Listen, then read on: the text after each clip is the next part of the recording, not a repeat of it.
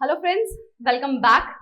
My name is doctor Shalu Sharma और हम कर रहे थे पॉलिटी की सीरीज जिसमें हमने करना है एनसीईआरटीज को फ्रॉम 6 to 12।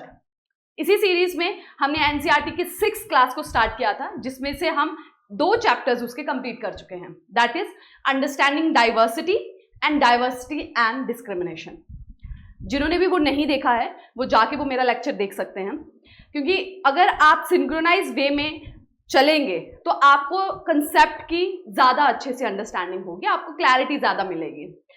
तो वो बच्चे जो बिल्कुल अभी सोच रहे हैं सिविल सर्विसेज को देने के लिए, चाहे वो स्टेट सिविल सर्विसेज हो या यूपीएससी हो, या जो ग्रेजुएट कर चुके हैं एंड नेक्स्ट ईयर अपना फर्स्ट अटेम्प्ट देना चाहते हैं, दोनों के लिए ही ये जो सीरीज है बहुत इंपॉर्टेंट है। क्योंकि एनसीईआरटी जो है वो आपका फाउंडेशन फॉर्म करती है, बेस फॉर्म करती है, आपके कंसेप्ट को क्लियर करेगी। डिफरेंट वर्ड्स जो हैं पॉलिटी में, पॉलिटिकल साइंस में यूज होते हैं, जो आगे फर्दर आप कॉन्स्टिट्यूशन में पढ़ेंगे, उनका मतलब क्या है वो आपको बिफोर हैंड पता होगा, तो इजीली आप आगे जो इसकी डेप्थ में है इस सब्जेक्ट को पढ़ पाएंगे।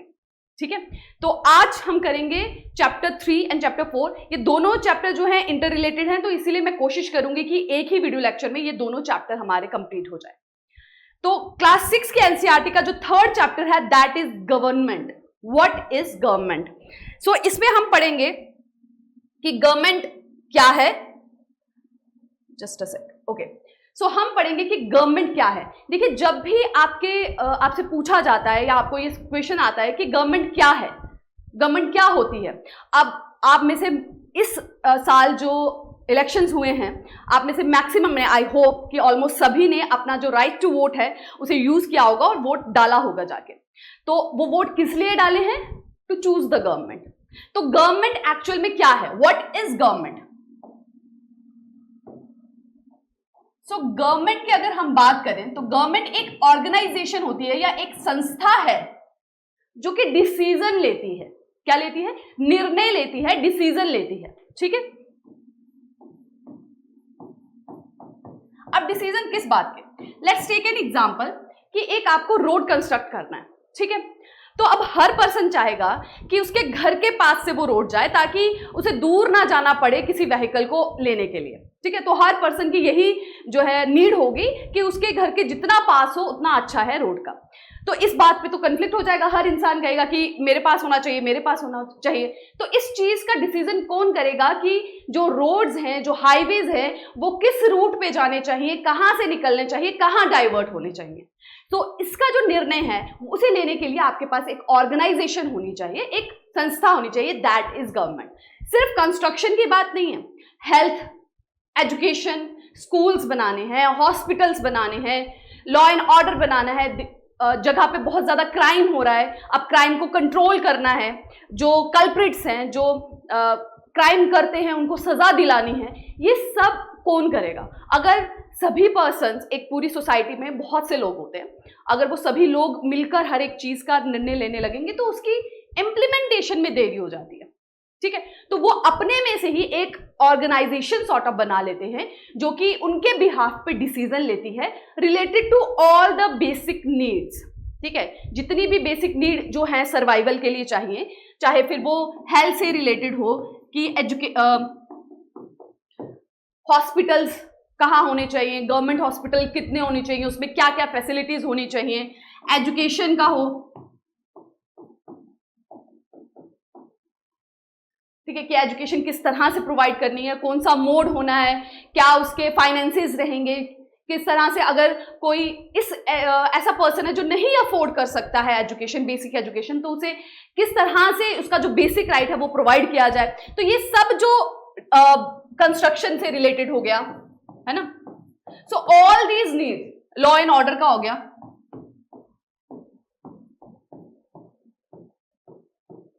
सो ये सारे डिसीजंस और भी बहुत सारे डिसीजन लेने वाली एक ऑर्गेनाइजेशन को कहते हैं गवर्नमेंट। ठीक है, सो गवर्नमेंट को क्या है? गवर्नमेंट वो ऑर्गेनाइजेशन है जो लेती है डिसीजंस। ठीक है, अब डिसीजन तो ले लिए, अब उन डिसीजंस की इंप्लीमेंटेशन होना भी जरूरी है। देखिए, अगर किसी ऑर्गेनाइजेशन के पास या किसी पर्सन के पास निर्णय लेने का हक है, लेकिन उसके बाद ही कोई नहीं मान रहा, वो उसे इंप्लीमेंट ही नहीं कर पा रहा, वो उसे रियलिटी में ला ही नहीं पा रहा, तो उस डिसीजन का कोई फायदा नहीं है ना। अब गवर्नमेंट ने डिसाइड किया कि पर्टिकुलर प्लेस पे हॉस्पिटल बनेगा, ठीक है, लेकिन वहां पे नहीं बना, कोई बनाने के लिए रेडी नहीं है, कोई लैंड नहीं दे रहा, या और बहुत सी प्रॉब्लम्स हो रही है, तो किस तरह से उसके डिसीजन को जो है आप इंप्लीमेंट कर पाएंगे या रियल फेस दे पाएंगे। तो उसके लिए जरूरी होता है लॉ, है ना। इंप्लीमेंटेशन के लिए है जरूरी कि पावर टू इंप्लीमेंट दैट, उसके लिए बनाती है गवर्नमेंट लॉ, ठीक है। लॉ मतलब कानून। अपने लिए हुए डिसीजंस को इंप्लीमेंट करना, उसे रियलिटी में लाने का जो रिस्पॉन्सिबिलिटी है या जो पावर है, that is also with government, वो भी गवर्नमेंट के पास होती है।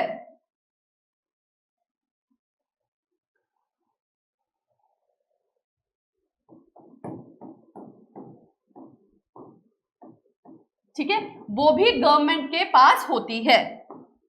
So without the power of making law और power to implement its decision making की जो पावर है वो उसकी कोई वैल्यू नहीं है अनटिल अनलेस उसको इंप्लीमेंट किया जा सके। सो गवर्नमेंट क्या है, हमने समझा कि गवर्नमेंट एक ऑर्गेनाइजेशन है ना, ऑर्गेनाइजेशन है, एक संस्था है जिसके पास डिसीजन मेकिंग की पावर होती है एंड लॉ मेकिंग की पावर होती है। कानून हर एक चीज से रिलेटेड, इन जनरल कानून भी राइट से रिलेटेड, ड्यूटीज से रिलेटेड, लॉ एंड ऑर्डर से रिलेटेड, सबसे रिलेटेड जो है, सिक्योरिटी से, उन सबसे रिलेटेड जो लॉज हैं वो बनाने की पावर है, ठीक है। So government is an organisation that take decisions and make law. Fine, इतना क्लियर है, ठीक है। So that is what government is. साथ ही हमें यह जानना है कि गवर्नमेंट, तो हमें आइडिया लग गया कि government is sort of organisation जो लॉज बनाती है और जो डिसीजन लेती है, लेकिन हमें गवर्नमेंट की जरूरत ही क्यों पड़ी? What is the need of government, है ना, क्यों जरूरत पड़ी है?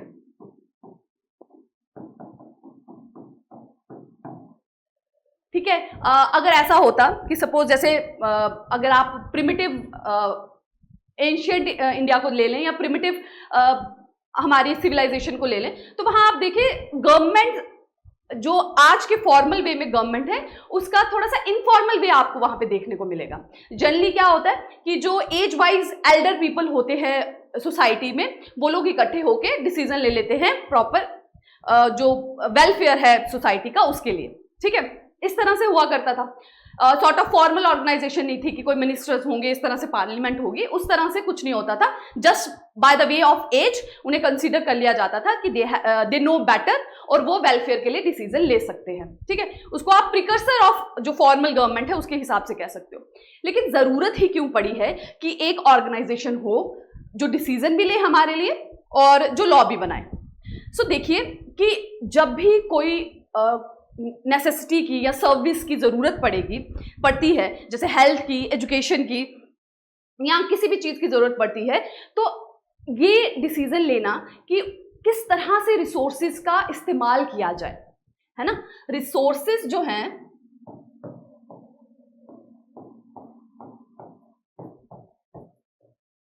आपके मेंटेनेंस, है ना, क्योंकि it is a human nature कि हर एक इंसान जो है पहले अपनी नीड के बारे में सोचता है, अपनी सेटिस्फेक्शन के बारे में सोचता है। वो नहीं सोचेगा कि इतने रिसोर्सेज इस्तेमाल करने के बाद क्या दूसरों के लिए भी कुछ रिसोर्सेज बच रहे हैं, ठीक है, वो रिसोर्सेज एक्सटिंक्ट तो नहीं हो जाएंगे। तो रिसोर्स मेंटेनेंस की इस तरह से, management is a better word, maintenance से ज्यादा बेटर रहेगा मैनेजमेंट, ठीक है। रिसोर्स मैनेजमेंट की इस तरह से रिसोर्सेज का इस्तेमाल किया जाए कि वो फ्यूचर जनरेशन के लिए भी बचें और सोसाइटी के जितने भी पार्ट्स हैं, सोसाइटी के जितने भी मेंबर्स हैं, वो किसी भी कास्ट से हैं, किसी भी रेस से, कितनी भी डाइवर्सिटी है, सबको उन रिसोर्सेज का इक्वल बेनिफिट मिले, ठीक है।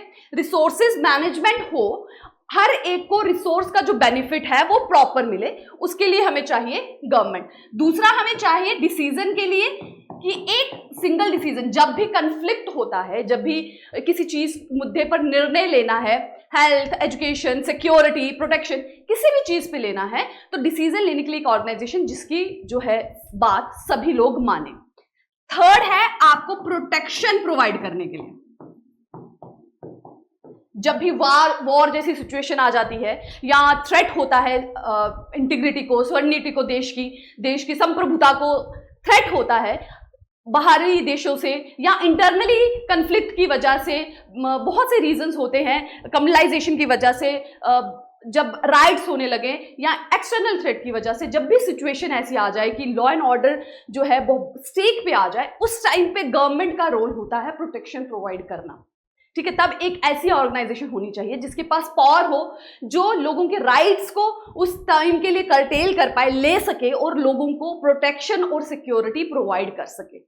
ठीक है, so these are the reason by which for which the government is needed. ठीक है, हमें डिसीजन लेने के लिए, ताकि इस तरह से डिसीजन लिया जाए कि हर सेगमेंट ऑफ सोसाइटी है, जो माइनॉरिटीज हैं, रिलीजियस माइनॉरिटीज हैं, लिंग्विस्टिक माइनॉरिटीज हैं, किसी भी कास्ट के हैं, कितने भी रेस के हैं, कितनी भी डाइवर्सिटी है, सबको इक्वल उनकी नीड्स का जो है ध्यान रखा जाए, उस हिसाब से डिसीजन लिए जाए। और साथ ही रिसोर्स मैनेजमेंट हो कि रिसोर्स की वेस्टेज ना हो, उसकी ऑप्टिमम यूटिलाइजेशन हो, इस तरह से कि फ्यूचर जनरेशन के लिए भी वो बच सके।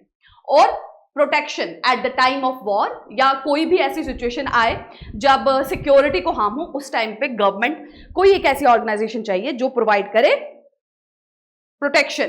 ठीक है, टेरिटरी को भी प्रोटेक्ट करे, क्योंकि जब वॉर की सिचुएशन है या एक्सटर्नल थ्रेट है एट दैट टाइम।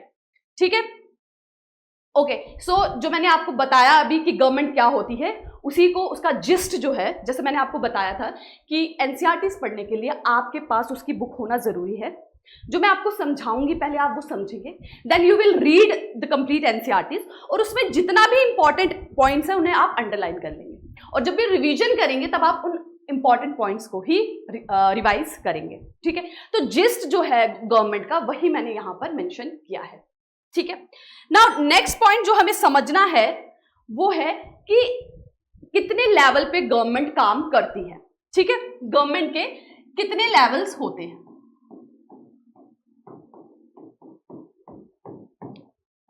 ठीक है, ओके, अब जैसे let's take an example of school. आप स्कूल में देखिए, एक प्रिंसिपल होता है जिसके पास रिस्पॉन्सिबिलिटी होती है पूरे स्कूल की।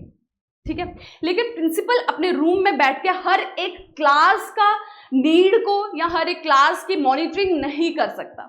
ठीक है, वो एज अ होल स्कूल को ले सकता है, बट इंडिविजुअल, क्योंकि वहां बहुत सी क्लास होंगी, वो क्लास फर्दर बहुत सी सेक्शंस में डिवाइड होती हैं, तो इंडिविजुअल हर सेक्शन का नीड का ध्यान रखना, वहां किस तरह से पढ़ाई हो रही है, क्या बच्चे कोई न्यूसेंस तो क्रिएट नहीं कर रहे हैं, इसका ध्यान रखना थोड़ा मुश्किल होता है।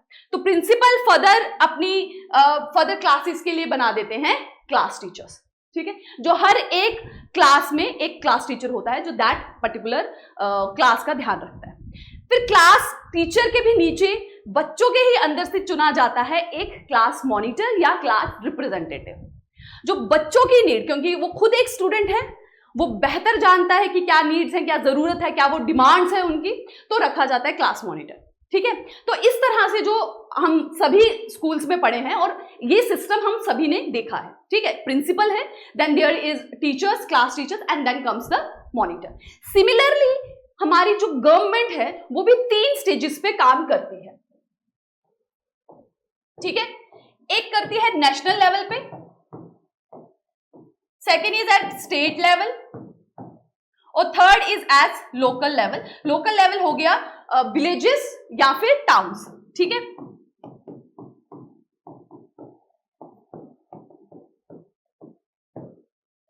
ठीक है, नेशनल लेवल पे आ गई आपकी सेंट्रल गवर्नमेंट। सेंट्रल गवर्नमेंट जहां पे प्राइम मिनिस्टर है, जो मेन होती है, जैसे अभी लोकसभा के इलेक्शंस हुए थे, आप लोगों ने वोट दिया होगा, तो जो सेंटर की गवर्नमेंट है that works at the national level. अब वो नेशनल लेवल पे काम कर रहे हैं, उनका क्या काम है, उनका क्या वर्क है, रिस्पॉन्सिबिलिटी है, पूरे देश की सिक्योरिटी को मेंटेन करके रखना, देश की इंटीग्रिटी को मेंटेन करके रखना, उसकी जो बेसिक फॉरेन अफेयर्स उसके मेंटेन करना, कि दूसरे देशों के साथ किस तरह के रिलेशन रहेंगे, उन सब का ध्यान रखना। That is about national, that works at the national level. ठीक है, अब हम जानते हैं कि हमारा जो देश है वो फर्दर बहुत सी स्टेट्स में और यूटीज में डिवाइड है ना, बहुत सी स्टेट्स में और यूटीज में डिवाइड है।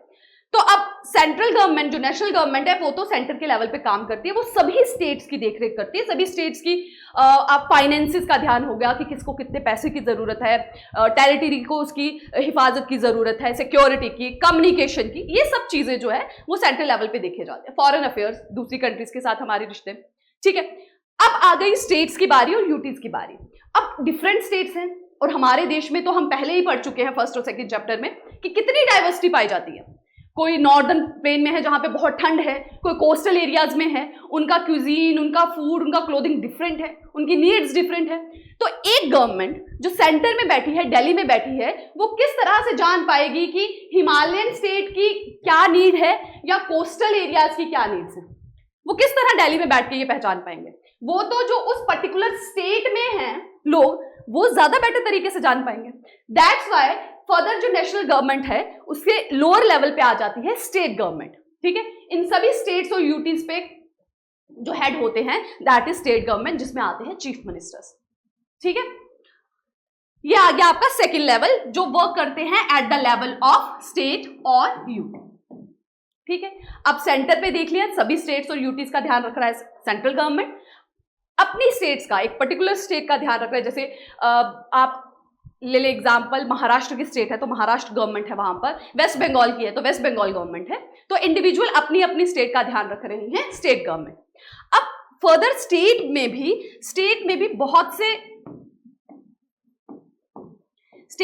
बहुत से विलेजेस होते हैं और बहुत से टाउन्स होते हैं, है ना। आप किसी भी स्टेट से बिलोंग करते हो, लेट्स टेक माय एग्जांपल, मैं जम्मू कश्मीर से हूँ, यूटी से, वहां पे बहुत से विलेज है, ठीक है, बहुत से विलेजेस हैं और बहुत से टाउन्स हैं। अब एक पर्टिकुलर स्टेट की कैपिटल में बैठा है, वो हर एक विलेज का ध्यान या उसकी नीड किस तरह से जान पाएंगे, है ना। वो तो अभी एक ही जगह पर है, तो इंडिविजुअल्स विलेजेस की नीड्स कहीं पे हो सकता है कि पानी की प्रॉब्लम हो, कहीं हो सकता है बिजली ना पहुंच पा रही हो, कहीं हो सकता है एजुकेशन सिस्टम सही ना हो, कहीं हो सकता है हेल्थ सिस्टम सही ना हो, तो हो सकता है कि डिफरेंट विलेजेस में, डिफरेंट टाउन्स में डिफरेंट तरह की नीड्स हो। तो उस तरह उसको किस तरह से अप्रोच किया जाएगा या उसके डिसीजंस को किस तरह लिया जाएगा और उसके रिसोर्स कैसे मैनेज होंगे, तो उसके लिए बनाई जाती है local government, local self government बोलते हैं। विलेज के लेवल पे आ जाती है panchayat, let me raise it,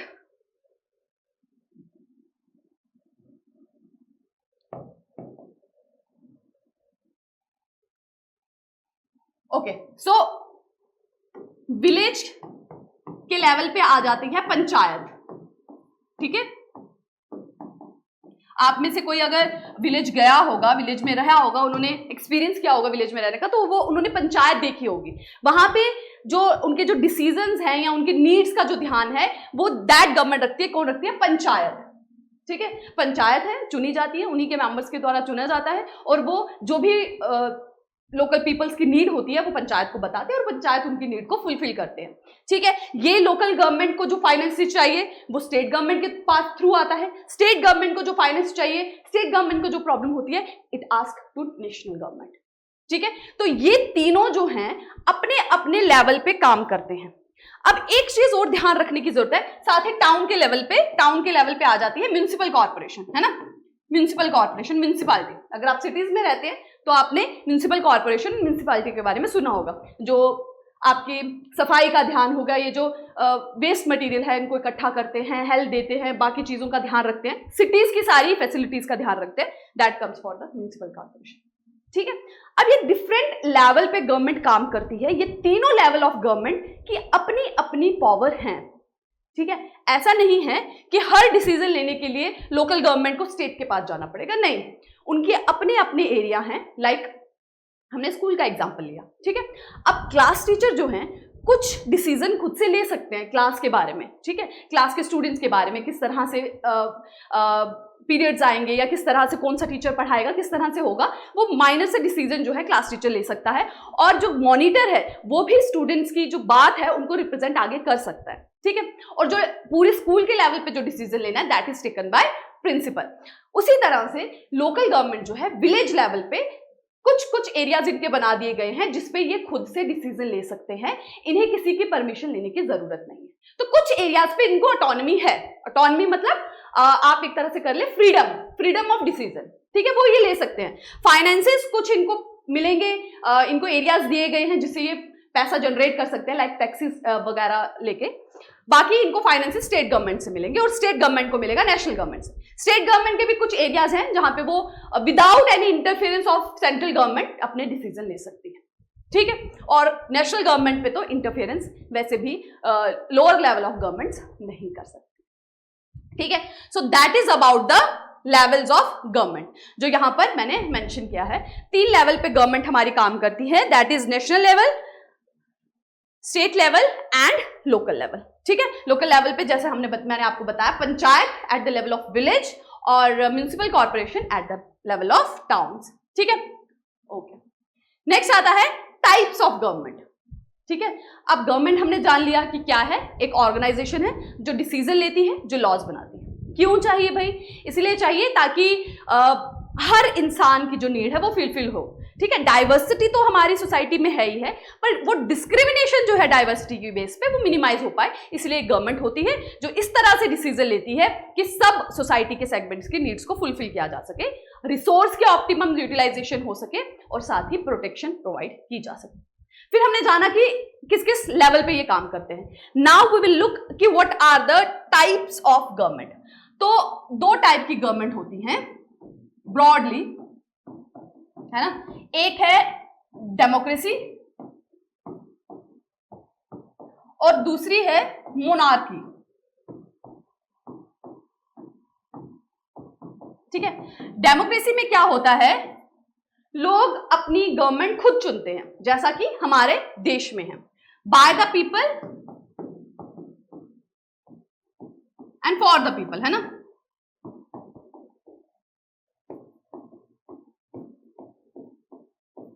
so democracy में लोग खुद अपनी सरकार चुनते हैं, लोग खुद डिसाइड करते हैं कि कौन लोग उनके बिहाफ पर डिसीजन लेंगे। अब डेमोक्रेसी भी 2 टाइप की होती हैं,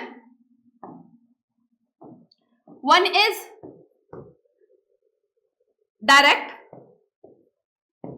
democracy and other is indirect democracy. Direct democracy में क्या होता है कि लोग खुद डिसीजन लेते हैं खुद के लिए, ठीक है। वो खुद जो है एज अ वर्क करते हैं गवर्नमेंट, वो खुद अपनी नीड्स के बारे में लॉज खुद बनाते हैं, डिसीजंस खुद लेते हैं, that is called direct government. लेकिन इनडायरेक्ट डेमोक्रेसी में क्या होता है, जैसा हमारे देश में है, हम खुद से डिसीजन नहीं लेते हैं, हम चुनते हैं रिप्रेजेंटेटिव, है ना। हम अपने एमपीज एमएलएस को चुनते हैं जो हमारे बिहाफ पर डिसीजन लेते हैं। सो इनडायरेक्ट डेमोक्रेसी है जहां पे डायरेक्टली गवर्नमेंट की तरह आप बिहेव नहीं करते, बल्कि अपने रिप्रेजेंटेटिव जो है, प्रतिनिधि जो है, रिप्रेजेंटेटिव मतलब प्रतिनिधि, है ना।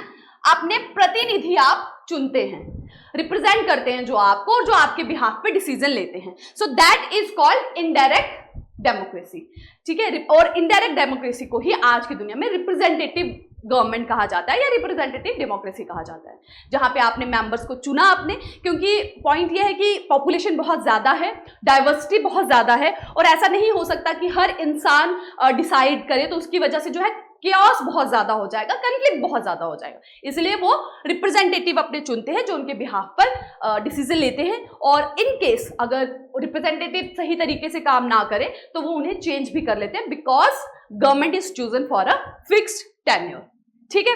Okay, so that is about democracy. Now coming towards the monarchy. Monarchy क्या होता है? मोनार्की का मतलब है जहां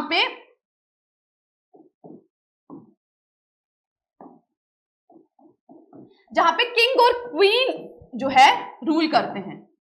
किंग और क्वीन, राजाओं का रूल होता है, ठीक है। जो हेड है गवर्नमेंट का दैट इज किंग या क्वीन, दोनों में से कोई भी हो सकता है, किंग एंड क्वीन, ठीक है। So that is called monarchy. अब मोनार्की भी 2 टाइप की होती है, एक होती है एब्सोल्यूट मोनार्की और एक होती है कॉन्स्टिट्यूशनल।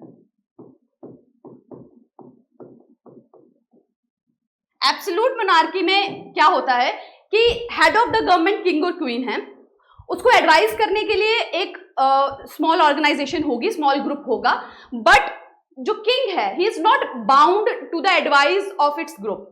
वो ग्रुप जो उसको एडवाइस कर रहा है वो उसकी बात मानने के लिए बाधित नहीं होता, कंपल्शन नहीं होती, he is not bound to admit that, ठीक है। लेकिन कॉन्स्टिट्यूशनल मोनार्की में क्या होता है, देयर इज अ किंग और उसके नीचे एक इलेक्टेड ऑर्गेनाइजेशंस होती हैं, इलेक्टेड रिप्रेजेंटेटिव होते हैं जो उनको एडवाइस करते हैं कि आपको इस तरह से डिसीजन लेना है और उनको वो डिसीजन मानना होता है। कॉन्स्टिट्यूशनल मोनार्की की अगर आप एग्जांपल लें तो यूके और कनाडा में इसी तरह की गवर्नमेंट पाई जाती है।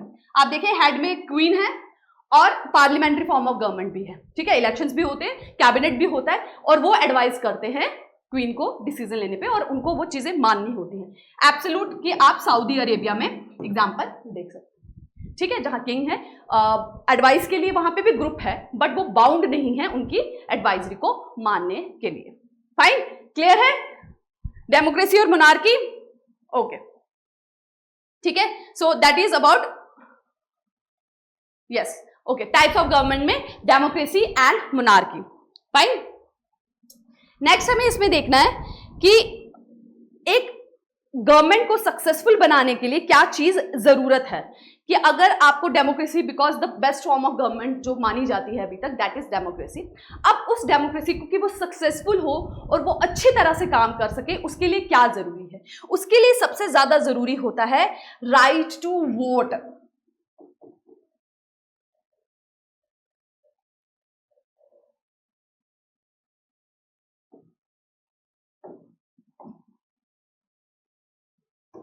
राइट टू वोट है ना, कि वोट करने का जो हक है वो सबके पास हो। अगर हम प्री इंडिपेंडेंट इंडिया की बात करें तो उस वक्त सिर्फ उन लोगों को हक था वोट करने का जिन लोगों के पास प्रॉपर्टीज थी, ठीक है, जिनके पास लैंड होता था, प्रॉपर्टी होती थी, सिर्फ उन्हीं लोगों को हक था वोट करने का। बाकी ना विमेंस के पास राइट टू वोट था, ना उन लोगों के पास जो कि फाइनेंशियली साउंड नहीं थे। तो एक तरह से देखा जाए पॉपुलेशन का एक बड़ा छोटा सा हिस्सा ही वोट करता था और गवर्नमेंट चुनता था। तो अगर उस गवर्नमेंट की बात करें तो that is not a true representative, है ना, वो ट्रू रिप्रेजेंटेटिव नहीं होती, है ना। ट्रू रिप्रेजेंटेटिव तब होगी जब हर सेगमेंट ऑफ पॉपुलेशन जो है अपना वोट कास्ट करने की जो है राइट को एक्सपीरियंस कर सके।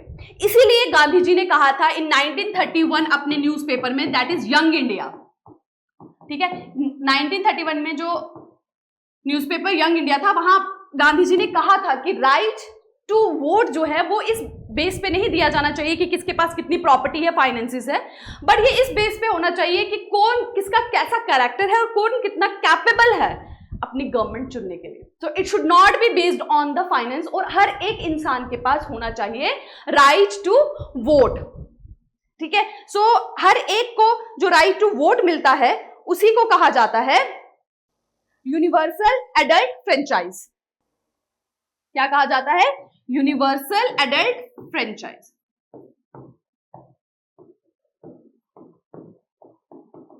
और हमारे देश में इसी को फॉलो किया जाता है। हमारे देश में आप जानते हैं हर इंसान जो 18 ईयर से अबव है उसका हक है वोट कास्ट करने का, irrespective of its caste, race, ethnicity, religion, वो किसी भी संप्रदाय से बिलोंग करता हो उसको पूरा हक है वोट देने का अगर वो 18 साल से ऊपर की उम्र का है। So that is called universal adult franchising.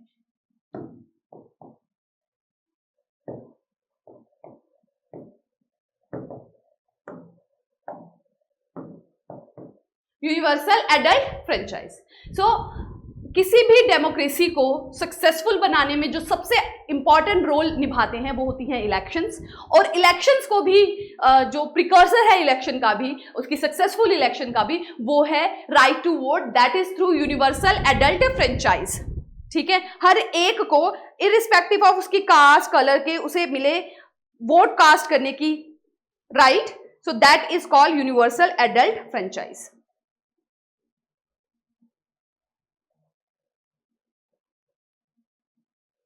ठीक है, ओके। सो रिप्रेजेंटेटिव डेमोक्रेसी क्या होती है, that I have already explain to you, कि जो डायरेक्ट इनडायरेक्ट डेमोक्रेसी है जिसमें आप अपना रिप्रेजेंटेटिव चुनते हैं क्योंकि आप डायरेक्टली उन्हें नहीं, आप डायरेक्टली डिसीजन नहीं ले सकते, तो यू चूज योर रिप्रेजेंटेटिव, ठीक है। And universal adult franchising is कि every adult has a right to vote irrespective of caste, colour and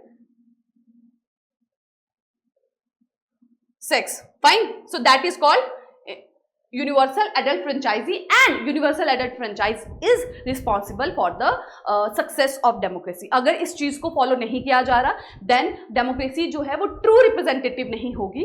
ठीक है, बहुत कम से लोग जो है, मेनली मेजॉरिटी ही अपनी नीड्स को रिप्रेजेंट करेंगे और उन्हीं की बातों को सुना जाएगा और उन्हीं की रिप्रेजेंटेटिव गवर्नमेंट बनेगी. ठीक है, so that is it for the topic that is government. तो हमने गवर्नमेंट में देखा कि गवर्नमेंट क्या होती है, गवर्नमेंट की नीड क्या है, देन वी स्टडी कि गवर्नमेंट किस किस लेवल पे काम करती है और कौन कौन से टाइप्स ऑफ गवर्नमेंट होती है. ठीक है, so that was about all about government. अब जो नेक्स्ट टॉपिक है दैट इज चैप्टर 4, उसमें बताया गया है की elements of democratic government. T elements of democratic government.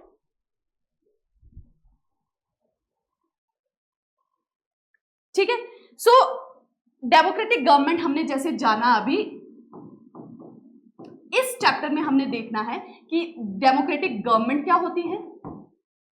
ठीक है, व्हाट इज डेमोक्रेटिक गवर्नमेंट, उसके की एलिमेंट्स क्या है,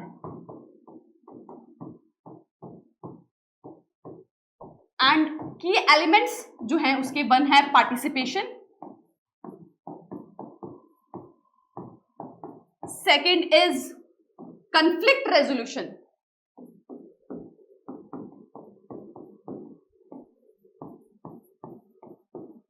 and third is equality and justice.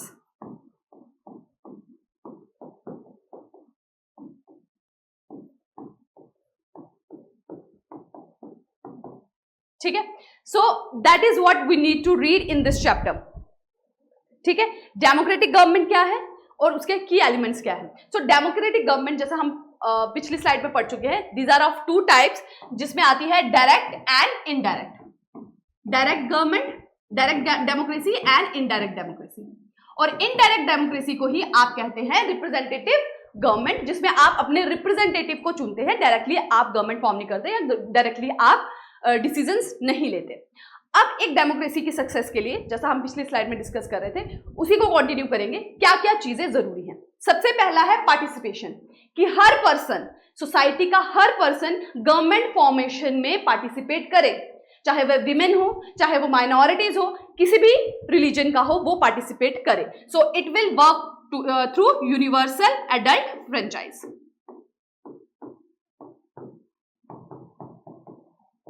ठीक है, कि हर इंसान जो 18 ईयर से अबव है उसे पूरा हक है वोट कास्ट करने का. सो पहला इंपॉर्टेंट की एलिमेंट आ जाता है पार्टिसिपेशन का, जो कि फुलफिल होता है थ्रू यूनिवर्सल एडल्ट फ्रेंचाइज. ठीक है, इलेक्शंस के थ्रू, और इलेक्शन में आप पार्टिसिपेट करते हैं थ्रू यूनिवर्सल एडल्ट फ्रेंचाइज. ठीक है, किसी भी डेमोक्रेसी में, क्योंकि आप अपने रिप्रेजेंटेटिव को चुन रहे हैं, और आप किस तरह से चुन रहे हैं, bye the way of elections. ठीक है, इलेक्शन कंडक्ट किए जाते हैं, एक फिक्स इंटरवल के लिए गवर्नमेंट चुनी जाती है और उसके बाद दोबारा से इलेक्शन कंडक्ट होते हैं. इलेक्शंस फेयर हो रहे हैं और इलेक्शन में हर पर्सन पार्टिसिपेट कर पा रहा है, हर सेगमेंट ऑफ सोसाइटी पार्टिसिपेट कर रहा है, that decide the success of democracy. ठीक है, दूसरा इंपॉर्टेंट फीचर आता है कन्फ्लिक्ट रेजोल्यूशन. देखिए, क्योंकि हर सोसाइटी में डाइवर्सिटी है, हम अपने ही देश की बात करें, बहुत सी डाइवर्सिटीज है. कभी रिलीजन के बेस पे कन्फ्लिक्ट हो जाता है कि कोई रिलीजन कम्युनिटी एक पोजीशन निकाल रही है जिसकी वजह से बाकी लोगों को प्रॉब्लम्स हो रही हैं, एंड वो वहां पर जो है डिस्प्यूट स्टार्ट हो जाता है, उनके बीच में आर्गुमेंट स्टार्ट हो जाता है. तो इस चीज को रिजॉल्व कौन करेगा. ठीक है, तो उस बीच में इंटरफेयर करती है पुलिस. पुलिस भी आ जाती है पार्ट ऑफ गवर्नमेंट में, क्योंकि वो पोर्शन है, वो सेगमेंट है गवर्नमेंट का जो प्रोटेक्शन प्रोवाइड करती है, सिक्योरिटी प्रोवाइड करती है. ठीक है, तो पुलिस क्या है, जो उस पर्टिकुलर रिलीजन ऑर्गेनाइजेशन के हेड हैं उनको बुलाएंगे, उनके साथ बातचीत करेंगे और एक मिडल वे निकालेंगे चीजों को रिजॉल्व करने का. ठीक है, उसी तरह से आप एग्जाम्पल ले सकते हैं रिवर डिस्प्यूट का, है ना. रिवर डिस्प्यूट, जैसे हमारे देश में जितनी भी इंपॉर्टेंट रिवर्स हैं वो मल्टीपल स्टेट से होके गुजरती हैं. ठीक है, मल्टीपल स्टेट से होके गुजरती है, और जिन जिन स्टेट से वो गुजरती है उन स्टेट्स में बिकॉज ऑफ वाटर डिस्ट्रीब्यूशन, कि हमें पानी कम मिला है, हमें ज्यादा डिमांड है, उनको पानी ज्यादा मिल रहा है, इस बेस पर उनके बीच में डिस्प्यूट होते रहते हैं. और इन डिस्प्यूट को भी रिजॉल्व करने की जो रिस्पॉन्सिबिलिटीज है, जो कि एलिमेंट है, वो that is with the government, that is democratic government. ठीक है, जैसे अगर आप रिवर डिस्प्यूट की बात करें तो इसमें एग्जांपल है कावेरी रिवर डिस्प्यूट, जो कि तमिलनाडु और कर्नाटका के बीच में हुआ था। ठीक है, कावेरी रिवर डिस्प्यूट।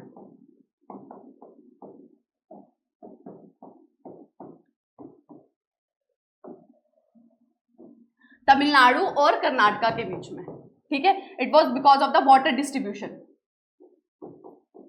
कि किसे कितना पानी मिलेगा, क्योंकि जो कृष्णा सागर डैम बनने की वजह से जो वाटर फ्लो है डाउन स्ट्रीम में वो कम हो गया था। इसकी वजह से जो वाटर अवेलेबिलिटी है वो कम हो गई थी। इसकी वजह से दोनों स्टेट्स के बीच में डिस्प्यूट हुआ था एंड गवर्नमेंट जो है इंटरफेयर करके उन्होंने इस चीज को सॉल्व आउट किया था। So the second important element is conflict resolution. तो कंफ्लिक्ट किसी भी बेस पे हो सकता है, रिलीजन पे, रिसोर्सिस पे, रिवर पे ना, रिवर इज ऑल्सो रिसोर्स। ठीक है, तो रिसोर्स डिस्ट्रीब्यूशन पे, फाइनेंसिस पे, so there can be multiple disputes and that is handled by the government, और that is important part of democratic government और एनी फॉर्म ऑफ गवर्नमेंट। ठीक है ना। नेक्स्ट आता है equality and justice. Equality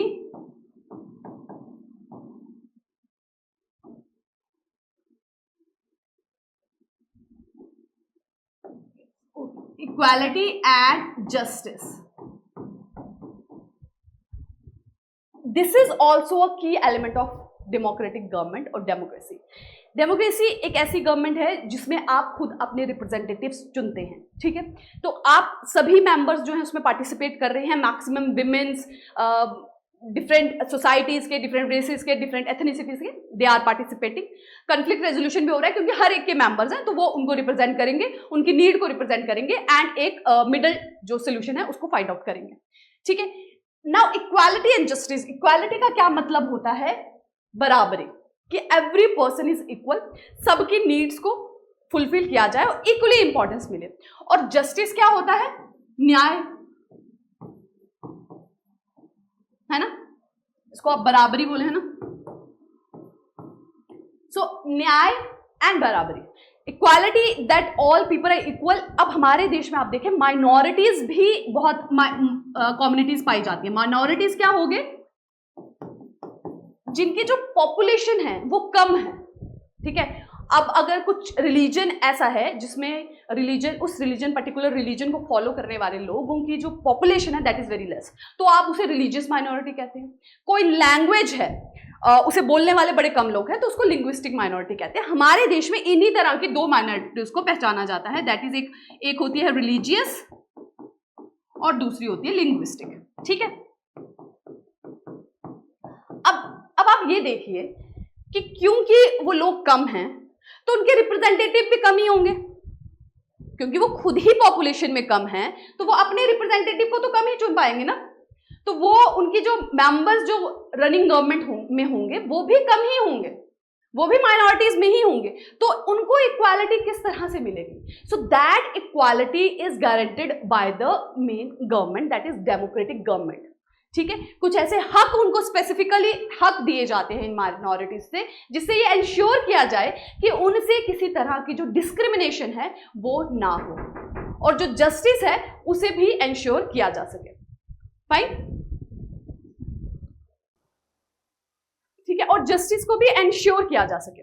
fine, so equality and justice को ensure करना भी is the responsibility of the government and it is done by providing the basic rights to every person. जो हक हैं उनको दिए जाते हैं, माइनॉरिटी को कुछ स्पेशल प्रिविलेजेस दिए जाते हैं, जैसे हमारे देश में भी दिए जाते हैं। ठीक है, रिजर्वेशन की पॉलिसीज होगी या डिफरेंट पॉलिसीज होगी, दैट इज कि उनकी जो बिकॉज उनके रिप्रेजेंटेटिव कम है तो उन्हें वो स्पेसिफिक प्रिविलेज दिया जाए ताकि उनको भी जस्टिस इंश्योर की जा सके। ठीक है, okay, so that was about the key roles of democracy. ठीक है,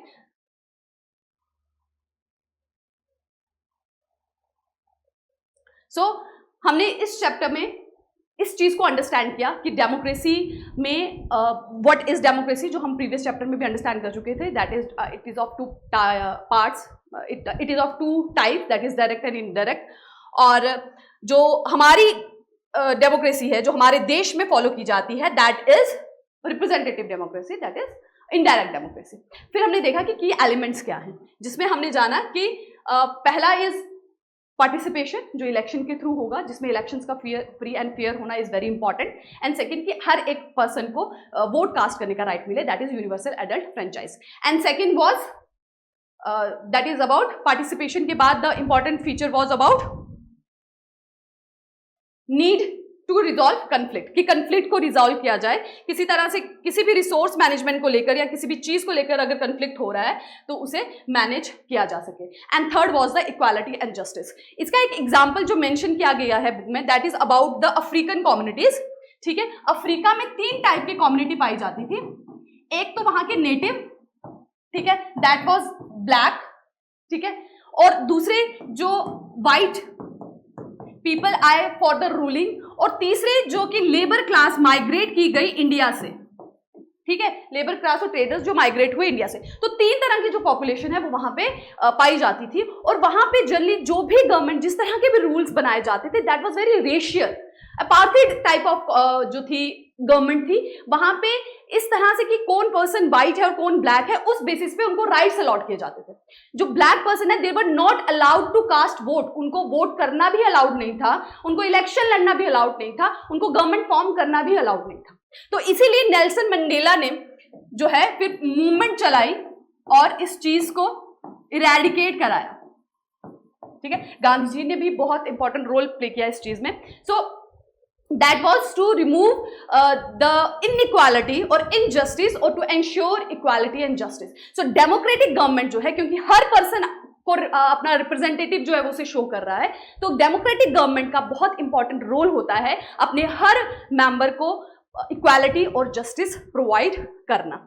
ठीक है, okay, so that was about yes, that is it about the chapter 4। आज हमने चैप्टर 3 और चैप्टर 4 को कंप्लीट किया है, that is of class 6 NCERT, जिसमें हमने गवर्नमेंट को और डेमोक्रेटिक गवर्नमेंट की एलिमेंट्स को डिटेल में पढ़ा है।